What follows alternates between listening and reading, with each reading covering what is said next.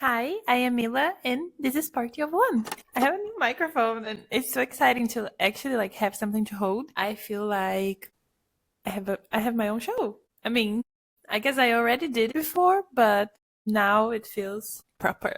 And I also hope the audio will be a little bit better. As always, I'm a little bit nervous because recording video is a little bit out of my comfort zone. I'm not gonna force myself to look towards the camera the whole time. I'm just going to say what I have to say, and yeah, you can pretend you're sitting in front of me, and yeah, so the camera is higher up than where you would be, so I'm looking at you.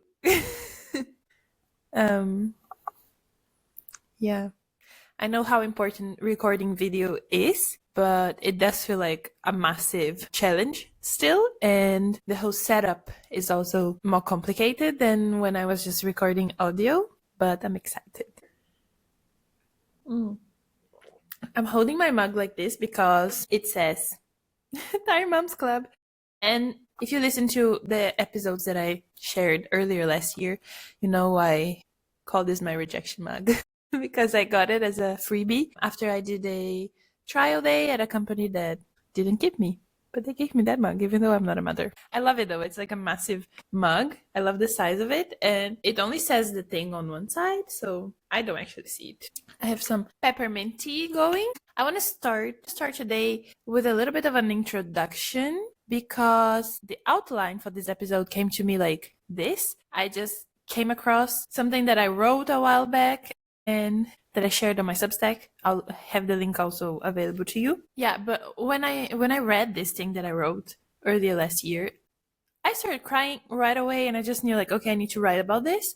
And I wrote in a episode format. It was really just so easy to say everything that I wanted to say and everything that I was thinking about it. And when I read the whole thing in the end, I was like, oh, this is actually so inspiring and important. I should share it. But I haven't. It's been like a month since I have outlined this, but I kept on postponing. This was meant to have come out instead of what I published last, which is a audio only episode, because I couldn't get myself to record this, and I couldn't really understand why I was postponing it so much. There were like time issues that made it more difficult, but whenever I had the time, I could tell I was kind of avoiding it. And it was only yesterday that I realized, it was only yesterday evening that I realized the reason why I was postponing it so much. I was afraid of coming across as too happy or too positive, because the Galentine's episode that I published, so the one that I titled My New Friends Came to My Place for the First Time, came over for the first time, was already very much me being happy and grateful and very like me. Like, look how my life is amazing, and like, look at all my friends, look at how much fun I had, blah, blah, blah. And so I felt like, oh, I'm going to do another episode where I'm just talking about how great my life is. And I know that's not the only thing that this episode is going to be about, because I will talk about the before. And my life is not perfect, but I do feel like I am thriving, and I feel very happy in my life and with my life right now. And so the main reason why I want to record this, I guess, is to document this moment in time for myself, for my future self. But I do really, really hope this can be inspiring to even just one person. So yeah, let's talk about what can actually happen in a year. So I wrote the outline for this episode when I was doing a little refresh of my Chrome bookmarks, because I had a lot of useless stuff on there. And then I decided to click the little drawing that I made myself and that I half love, half hate, which is the logo of my Substack and also became the logo of this podcast. And it took me to my Substack page, and I came across I hadn't opened that in a while. I haven't really been using Substack.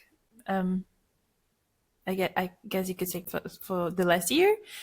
Yeah, in the last year, I didn't really use Substack that much, especially not to share any of my writing. I guess ever since I really started doing the podcast, whenever I think about sharing stuff, this format is more attractive to me. Yeah, but I opened it, and one of the posts that I had written caught my attention precisely because I no longer remembered what that depressing title was about. Like, I didn't know what I had written. I couldn't remember anymore what it was that I had written that would grant such a depressing title.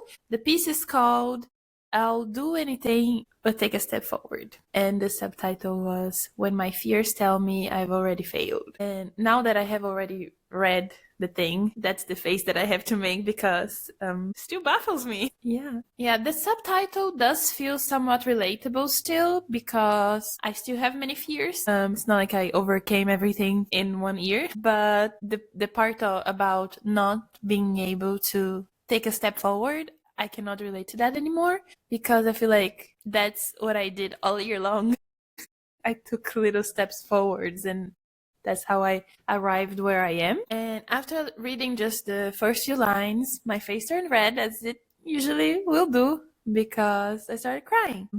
It wasn't really just normal crying, it was like uncontrollable tears. And I remember I put my hands to my mouth in shock, horror.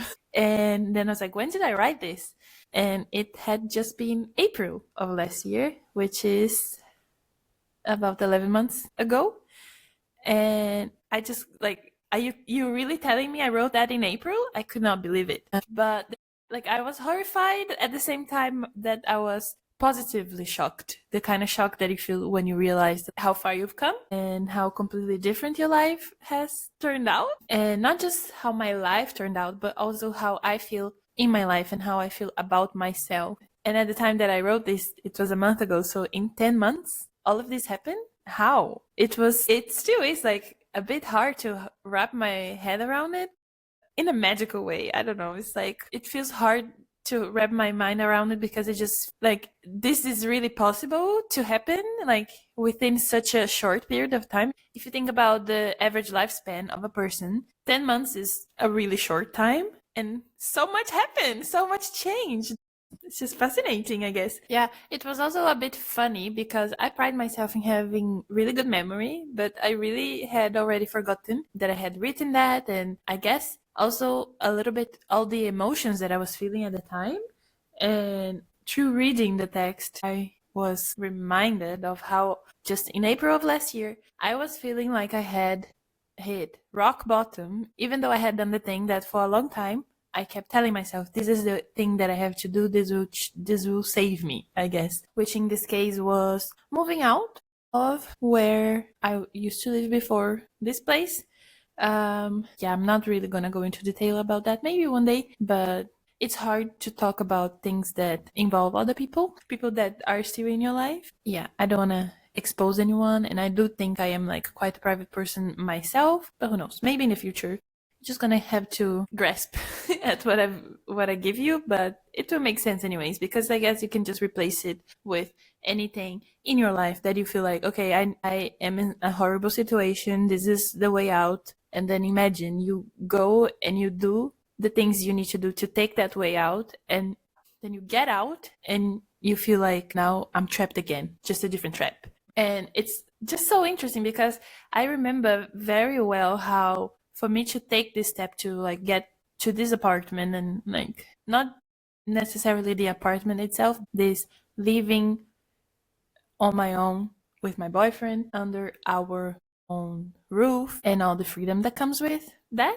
A lot of responsibility comes with that also, and that's probably why I felt a little bit, not a little bit, but now it feels like I felt a little bit trapped. But I like, based on what I wrote at the time when I was in the thick of it, I felt trapped, not a little bit, just plain trapped. But to take that step, I had to trust in myself a lot. And yet, the minute that step had been taken, I found myself having zero trust in myself again and being paralyzed by fear and feeling lost and confused and scared, and especially scared. And this is a fear that is reoccurring in my life and still something that I think about today in different contexts. But the fear that like, oh, this is going to be like this forever. That is like the scariest thing for me when I'm in a bad place and my mind tells me that's how it's going to be forever. That's so scary. And because I felt like I couldn't take a step forward, then I was most likely going to stay in that place that I really didn't want to stay.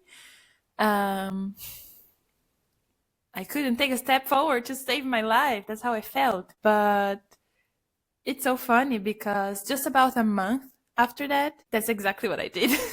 I took little steps. So I guess I didn't really write this here because I wasn't really sure if I was gonna like read the whole post for you or if I was just gonna link it. And I guess like as things have unfolded, I decided to just link it. But basically, in April of last year, I had just moved. Not just, but I was already living in this place, and but there were a lot of things going on with the apartment itself and the owner of this apartment that were making me feel like, okay, maybe we won't be able to stay here. Thank God that all worked out. But it was a very insecure phase because, like I said, like I wanted more than anything to be here and not like here in like this specific place, but what it represents, what it means to me. And then suddenly I was like, okay, I can't stay here. What is gonna happen? And everything resolved itself. We had like massive mold problems, and I had a shitty job because when I guess it's a bit hard if I don't give any context. I didn't actually have enough money to move out when I did move out of my previous situation. And I knew I was gonna have to get a job. And I didn't have a job before. And I'll talk about that at some other time. But yeah, I didn't have a job before. And it was not because like, oh, I could afford to not have a job. No, I couldn't really afford to not have a job. But I was paralyzed by fear. Like I said, I'm trying to like not derail into another episode right here. Yeah, so I didn't have a job, and I knew I was gonna have to get a job in order to be able to be here. And I had found a job in March, which started in April, and I wrote this I think mid-April. And I hated that job so much. It was physically exhausting and mentally draining, and it just felt completely pointless. Even though like the point of me getting that job was to make money, it didn't feel like that money was worth that job. So yeah, I was like really feeling trapped, like, oh, what am I going to do now? Because I need the money and this job sucks and I don't know what else I can do. And I didn't have a lot of possibilities at that time. And I also didn't have any friends, but I think you already knew that because not any friends, like I didn't have any friends in the city. I do have friends. I have really good, dear, old friends, but sadly they are all over the place. And now I do have friends here, so all good. But in April of last year, that's my situation. Shitty job, new challenging responsibilities that came with getting my own place, and feeling extremely lonely. All of that making me feel trapped. And the overwhelming situation was also keeping me really scared, and I was feeling like a baby lamb. Yeah. Anyways, then just a month later, so in May, I quit that job without a second plan, but I immediately started acting on things. And yeah, I just took baby step after baby step with shaky hands, sweating cold out of anxiety, many restless nights, but I did not stop. I kept on taking baby steps after baby steps. And I did that so much that I forgot how hard it had been to start and how hard it had been before I started. So yeah, now let me tell you what actually happened within this year, or 11 months if we're being super specific. Everything that unfolded since I wrote this. And like I said, I quit that shitty, soul-sucking job on a whim, but right away I found another opportunity and I applied to that, and I thought that was gonna work. I was so hopeful. That's where the rejection mug comes in. That did not work out, and it felt like a punch to the gut, and I cried, but I did not waver, because what I did, instead of just like wallow in my frustration, I emailed them and I asked like, why did I not get this job? Because I really wanted to know. But after I got their response, then I could see like, yes, that all makes a lot of sense. They said they really liked how I worked, but that I was too in my shell, and I really was, because I was I was so scared of everything. But I took that as ammunition, I guess you could say. Like, I used that to my favor. And when I applied to another job, a job in fact that I had already applied to before and not even gotten a response from, but I applied again, and that is also like shows resilience from my side and makes me proud. I applied again, and this time I got called in. I went for a trial day, and I went for an interview, and then I went for a trial day. And it took a little bit of time for me to actually start that job. I was doing all of that in May, right? Applying and doing the interview and stuff. And I only started at that job in August. Thankfully, I have a lovely partner in my life, and he really held down the fort until then. And I'm so grateful. And like in this period, so like I knew I had a job that was going to start in August, and that's the period. So between May and August, that's when I really focused on building friendships, which was also so important for me. So with this job that I applied for and ended up being hired for, I feel like I was already a lot more confident. First, because I had already met a few people in person, so that helped me get out of my shell. I also felt very comfortable in the team, in that company, in the company that I work for right now. I felt really welcomed in, and like I literally hugged people after my interview. Not just like the person who spoke to me, the manager, but like people who are now my colleagues, because one of them is from Brazil, and it was just like, it felt like it was meant to be. And the whole way through, like between going for the interview and actually getting the call, they're like, oh, you got the job. Of course, a part of me was like scared because I really wanted it, and I needed it also. But most of me was very confident. They're like, yeah, this is going to work. I can feel that it's meant to be. And it was. This one colleague that I was talking about, after we hugged and I was leaving, she shouted like to the other people in the team. She's like, oh, can we keep her? And I just felt so giddy and happy. And they say the universe rewards those who go after what they want. And the amount of times I've seen this to be true over the last year are too many to count. I'm saying this because I really hope I am able to inspire you to believe in yourself and to take the steps to not let your fear hold you down. I know we can't just simply get rid of our fears, but we can do things despite our fears. We can do things even though we are afraid. Shaky hands, shaky legs, but keep going. I was jobless then from May to August, even though I have a job in August, but until then I don't. So I use that free time to focus on the other part of my life that was keeping me miserable, the same city friendship thing. And so I downloaded Bumble BFF. I skipped the talking and I was like, let's just meet up. And I met up with like 2 people until the third person came, and we clicked right away. And we were also so giddy, like on the way home. It's like, oh, are we gonna see each other again? Like, yeah, maybe. And I was like, maybe or for sure? And like, for sure, for sure. Like, it was so funny and cute. And I feel like that was a really important thing for me to feel like my life was a life worth living.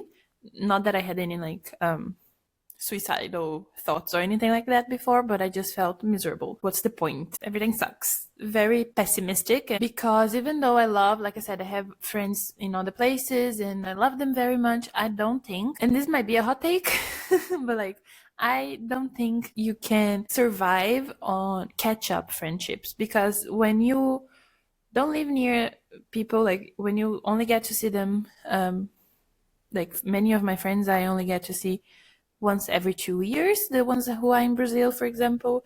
And then I have some friends who are a bit farther away, but that I can see a bit more often, so maybe like twice a year. That is a bit more sustaining, but it's not enough for me. Particularly, I need to experience things with people in my everyday life. And I FaceTime my friends quite a bit, the ones that I can see as often as I would like. but you are not experiencing things together as much. It's more just catching up. I don't want to just catch up. I want to experience things with you. I want to make memories together, you know? That's very important for me. Definitely quality time is my top one love language, and I've always known that. So going out and making friends with whom I can have quality time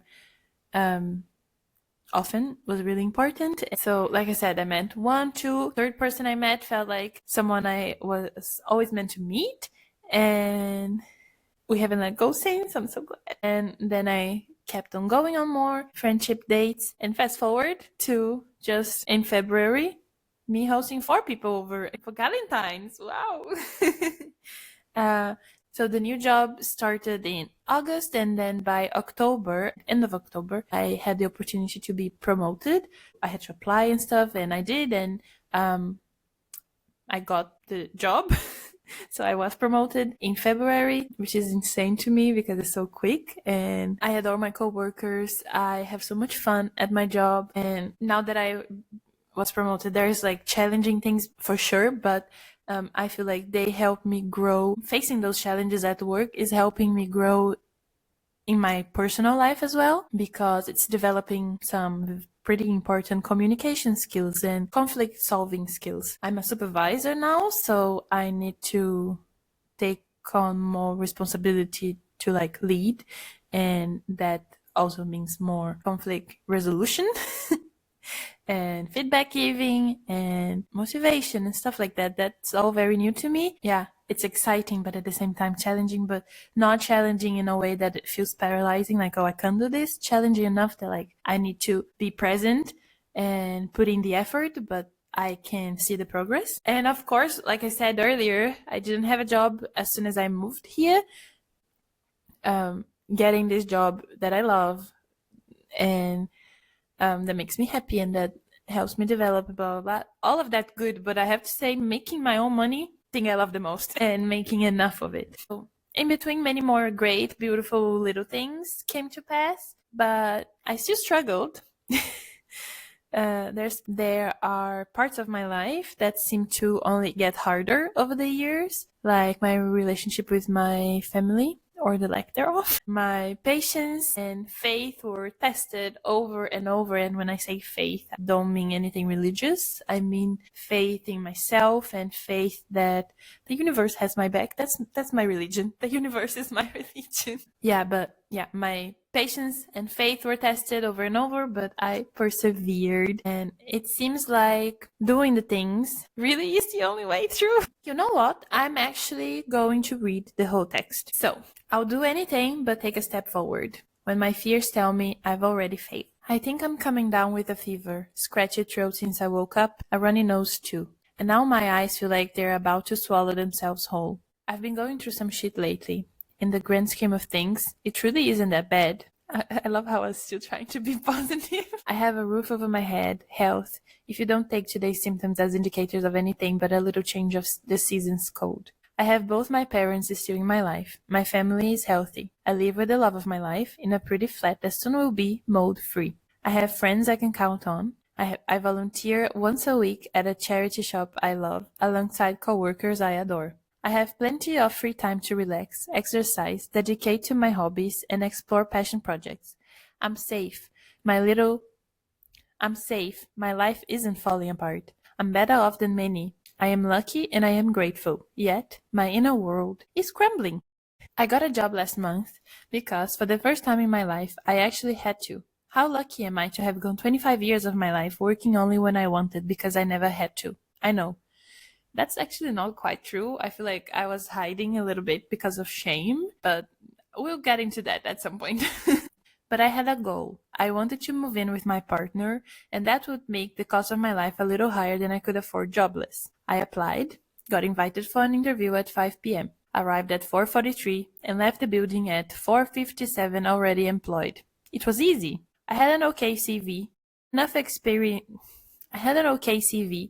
experience for a job that doesn't require much of anything. Sure, it doesn't pay much, but I don't need much either. It gives me just enough to sustain myself while still leaving me plenty of time to work on my dreams. It's okay. I get home after a soul-sucking shift feeling like my body was run over by a monster truck, sure, But R gives me a massage and I take a candlelight shower or bath and go to bed and sleep in because I can. So what that I cried the night before a shift and again in bed after it's done? It's only 1 day a week, how hard can it be? The truth is, I don't cry because of the job itself. It is a tiring job, yes, but I can do it just fine. It is the feeling of being a total fucking failure that makes my pillow wet and salty. The thought of needing to do this job because I haven't managed to make my projects work is what's been eating at my soul at night. I've had plenty of time to do it, but somehow I just couldn't. Some people would argue that the environment I was in for the past few years wasn't one propitious enough to making anything work. And I would agree, but it's been nearly 5 months since I got out of that environment and somehow my life didn't magically become perfect. Sure,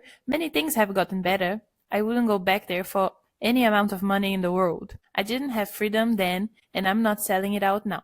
But with freedom comes great responsibility. And it seems to me that I don't know what to do with all of it. I don't know what to do with myself. Lately, I often feel like I don't even know who myself is anymore. I worry I'm not making any sense. Maybe it is the fever, if it even is a fever. I should grab a thermometer and check. For the past few years, I was holding on by a thread, pushing as much as I could till we could get to where we are now, me and R. I thought once we got out, once we were here, together, everything would fall into place. Everything would be beautiful and perfectly neat. That explains the shock I've been feeling over these past few months. I got to where I was going. Why am I so surprised I am here too? Wherever you go, there you are. There's no escaping oneself. It would seem that's one of the lessons I'm being taught. Where do we go from here? What do I do with all of these feelings? With all the broken pieces of me? How do I fix myself? Is that a thing? Is there a medicine? Some special kind of glue to put myself back together for good? I hear a voice whisper in my ears. It probably is my own voice, right? I hear it faintly say that I have to kneel down and pick up the pieces one by one. No one can really help me do it, not even my therapist. People can show me the door, they can lead the way, they can tell me what's worked for them, but I'm the one who's got to walk through the door. My feet, the ones to move, and I, the only one who can make them do it. I'm scared. Who's to say I can count on me? Because I'm not so sure I can. What if I let myself down again? What if I let myself down again? Why should this time be any different? It's crazy to me to read this because I had literally just done I had taken a really big step, actually 2 big steps, because I had moved out and I had gotten a job in German, which is like the biggest issue, was the biggest issue at the time, the language. And still I felt like I couldn't count on me. Okay, I see myself looking for an escape, a way around, a back door. I'll do anything but take a step forward. They say the only way out is through, and something in me is desperate for them to be wrong. There must be another way. What do you mean I'll have to face my fears if I want to get to the other side? To get myself out of this mess, I'll have to tidy it all up? I'll have to accept discomfort, relinquish control, move forward imperfectly? Tell myself no today in order to tell my dreams yes? I want so badly to do it, but I'm terrified. My fears tell me I've already failed. That's why I cry in bed at night. The shitty job is alright, except for being a reminder that I've chosen to listen to my fears. That I'm still choosing to be a fucking coward instead of being brave. Where is my courage hiding? Who's got the key to free it? I ask, because a broken girl can still hope. But we all know it's me. It's me. It's me. And the reason why I really wanted to read this again is because of this part that I wrote. They say the only way out is through, and something in me is desperate for them to be wrong. And then when I outlined this episode, I wrote that it seems that doing the things really is the only way through. And I was so desperate for that not to be the case. But now that I have perspective, I'm so glad that it is the case, because it means that it's possible. It means it is within my control to change my reality. So it's within your control to change your reality. And that doesn't mean it's going to be easy. That doesn't mean it's going to happen fast. It doesn't mean it will take 10 months. It could take less. It can take more. It depends on what you are dealing with and how much you are capable of doing in this time, because there's so many different circumstances, right? And what kind of support system do you have? That will all influentiate speed, but the outcome is pretty much guaranteed that if you are taking little steps forward, you will end up somewhere different, because you are going forward. You are not doing circles. So that's a whole other story, because they say life is a spiral. Though I don't want to demotivate anyone, but what I'm trying to say is like, you are moving forwards, so you cannot be here anymore because you already moved. Yeah? So yeah, but yeah, there's so much I still need to work on. But because of all this evidence that I built for myself, and this also connects to the previous episode, I now feel like it's possible, which makes it way less scary. Because when I feel like something is impossible, that's when I'm trapped. Because like, if it's impossible, what is there to do? It's impossible. Or it's I am possible. Yeah. Seeing possibility, even when you're scared, is the goal. I think that's what I'm trying to say. Because, like I said before, I feel like I always do this. Like, I create an outline and I deviate from it. And then I end up repeating myself. That's just me. Take it or leave it. Anyways, fear won't just disappear. Fear is very natural. It's healthy. But especially when confronted with situations you've never encountered. Because how are you not going to fear something that you've never known, never seen, never experienced? It's literally the unknown. That is scary. Can be a little bit exciting, depending on what kind of unknown we're talking about. But it will always be a little bit scary. Because again, the goal is not to be fearless. The goal is to push through your fear when it's necessary. If you are scared of touching the hot oven, the hot stove, because you know you're going to burn yourself, you don't need to push through that. Don't do it. You know the outcome. But I think sometimes we can be very guilty of thinking we know the outcome when we don't actually, because we're just choosing to look at the negative, the bad possible outcome. But possibility and likelihood are two different things. Yeah, so that just means that it could go bad, yes, but it could very well go right. And we don't really have control over that. We only have control over what we do. Yeah.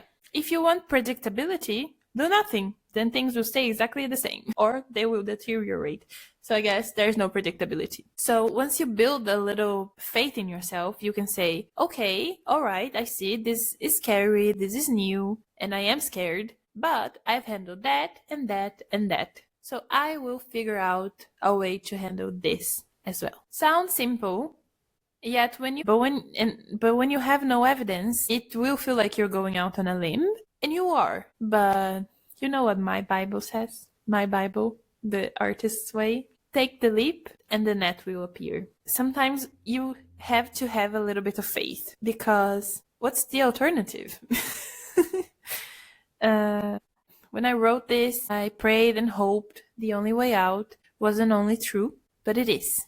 I'm not at all sorry to tell you this, because what you gain by going through it is so precious. You should want it.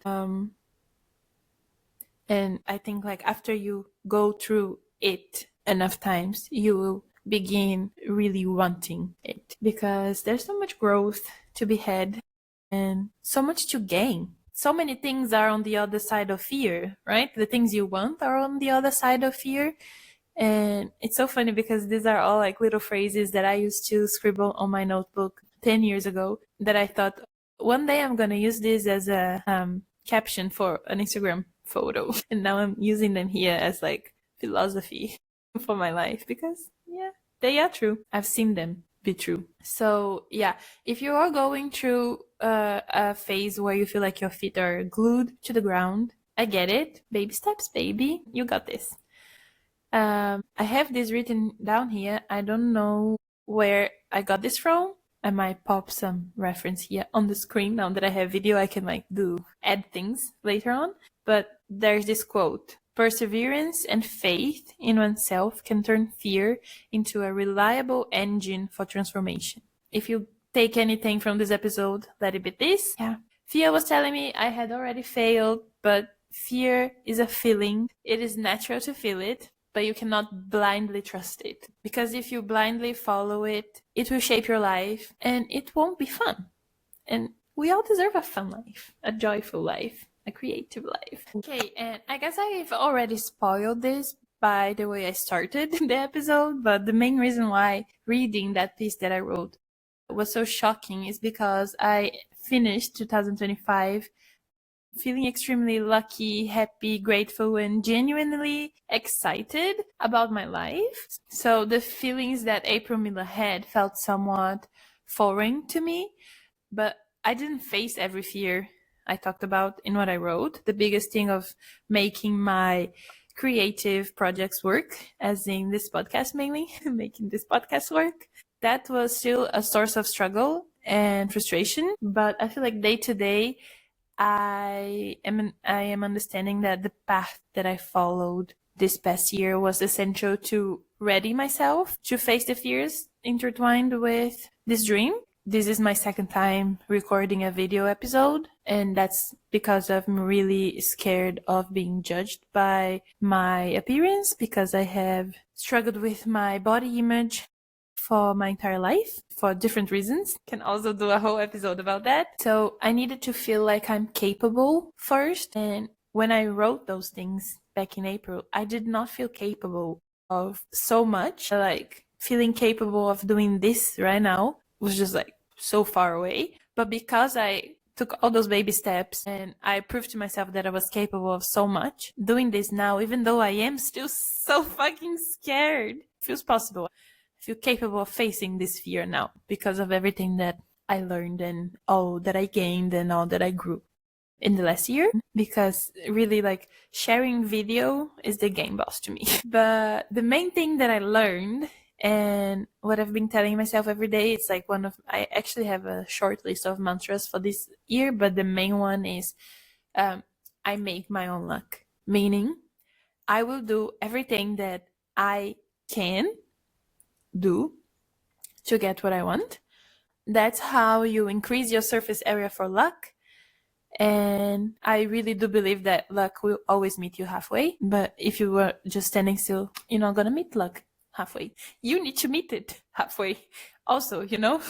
When I started at the company that I work at now, I did not in a million years think that I was gonna be promoted within 6 months. This role didn't even really exist at the time I started, but I did the best work I could do, and then boom, the door was opened. And if you don't believe me, know this: there was one position available, 2 people applied, and in the end, we both got the job. And through the 2 friends that I made via Bamboo BFF, I've made other 2 friends and met other lovely people with whom I share like beautiful moments. You just worry about doing your part, and when you feel like you might have hit a wall, the universe will be the fucking window just for you to pass through and keep on going. You always have to keep on going, but if a wall comes, there'll be a window. And if something is meant for you, it will meet you halfway. I believe that so deeply. So yeah, please don't think I'm trying to say that you can change your whole life in a year.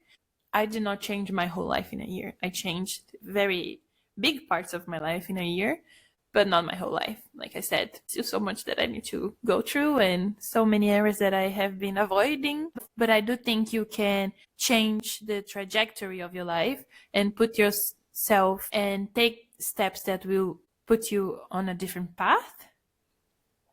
I went from miserable at my job to loving my job and advancing my career.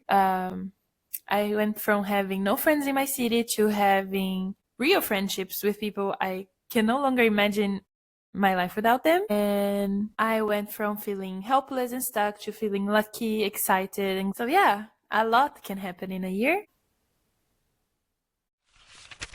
Let's go to Party Favor. So Party Favor is it's a segment of the podcast where I share with you something that I've been loving in the hopes that you will love it too. And for today, I have something quite cool. So I've actually always felt like I lacked knowledge when it comes to art and art history. And I do enjoy art, but I always felt like I still feel like that actually. It has zero foundation. It's just like taste and emotion, but no real information. And I wanted to learn more about art, but where to start? That's always what I felt like. Like, how do I start? It just felt overwhelming. And so I never really did anything about it until I heard about this book, The Story of Art Without Men by Katy Hessel. I heard about this book in 3 different podcast episodes from different people. And it only arrived 2 days ago, so I've only actually read like 15 pages, but I've already learned so much. And I think it's a perfect starting point as a woman. And yeah, I'm really excited to read it. Like I said, I've only really read 15 pages. I feel a little bit silly because there are so many terms that I'm like, but what does that mean? I don't know. But I think once I finish it, I will feel a lot more empowered to talk about art and understand art. And yeah, I feel like it's gonna be a really good foundation, and I would recommend simply because of what the book is about, right? The story of art without men, and it's highlighting women artists through history. And yeah, I've already learned so much.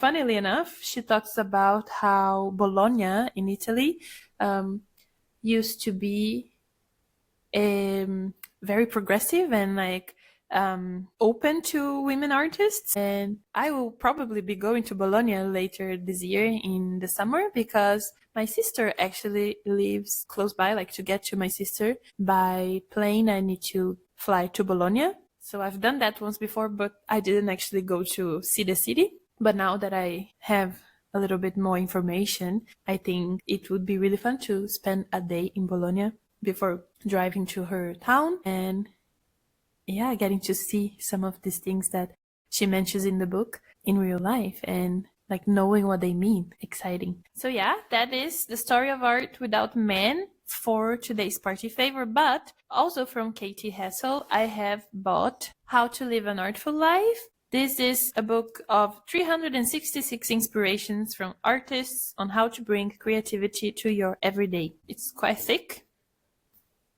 but it's like a calendar kind of book. It's 1 page a day basically, and they're like, it's dated, so you can just see like, oh, today is the 25th of March, what can I read? I actually haven't read today's page. Let's read it together. The Great Web of Life. We are interconnected with a great web of life. Whatever we do, it's like being a spider in a spider web. Whenever we move, many other things move around us as a result of us, of our own movement. So, there is a great responsibility that comes with just the idea of existing in the world. Margaret Humo. Everything is connected. To live artfully is to recognize that. Use this connection wisely. Create for yourself, but also understand what it will mean for others in this great web of life. What will you do today that moves other things around? Record this episode and edit it.